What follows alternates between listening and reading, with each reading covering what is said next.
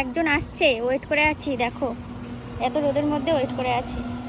তার উপরে অনেক অভিমান জমে আছে, অনেক রাগও জমেছে, কিন্তু কিছু করার নেই। দেখি সে আসলে দেখাচ্ছি। সে হলো একজন ফেসবুক ফেমাস মানুষ, সেলিব্রিটি। হাই বলো। হাই। আমার বুনু রাগ করেছে, তাই আজকে চলে এলাম কুটুম হয়ে একদম। ঠিক আছে, আমার প্রচন্ড রাগ ছিল, আমি রাখি রেখে দিয়েছি। আমি যাওয়ার আগে ওই রাখিটা দাদার নাম করে এনেছি পরাবো। আর এই দেখো ঘুষ দিয়েছে, দেখো দেখো ঘুষ কতগুলো। দাদা ঘুষ দেয়, এইটা হলো ভালোবাসা। ভাই বোনের ভিতরে ঝগড়া মারামারি থাকবে, তাই তো ভালোবাসা জীবনে, তাছাড়া কিছুই না। তোমাকে ছেড়ে দিলাম এবারের মতো, কিন্তু একদম কান ধরছি, একদম সরি। আমি কিন্তু ভিডিও ছেড়ে দেবো। একদম একদম আবার কান ধরছি। দেখো কত বড় বড় চকলেট এনেছে, কে খাবে এগুলো বলো? রাখি পরানোর দিন আসতে পারিনি, তাই আজকে এসে রাখি পরে নিচ্ছি। সুবর্ণ রাখি পরে যাচ্ছে। কোনোদিন আসেনি, মনে অনেক কষ্ট ছিল। রাখি রেখে দিয়েছি, জানি আসবেই দাদা, এইটুকু বিশ্বাস ছিল যে আসবে।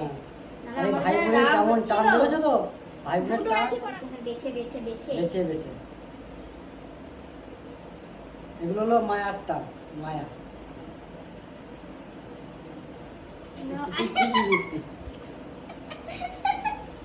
সঞ্জিদার হাতটা দেখাও। এই দেখো সঞ্জিদার নামে আমি অনেক কষ্ট করে রাখি এনেছি, আমি রেখে দিয়েছি। এই দেখো রাখি আমার দাদার। সঞ্জিদা 500 টাকা দিয়েছে দেখো রাখি পরানোর। কত লাভ হলো দেখি। এই যে আমার পুচু উঠে গেছে, এই দেখো দাদার আসনে পুচকু উঠে গেছে।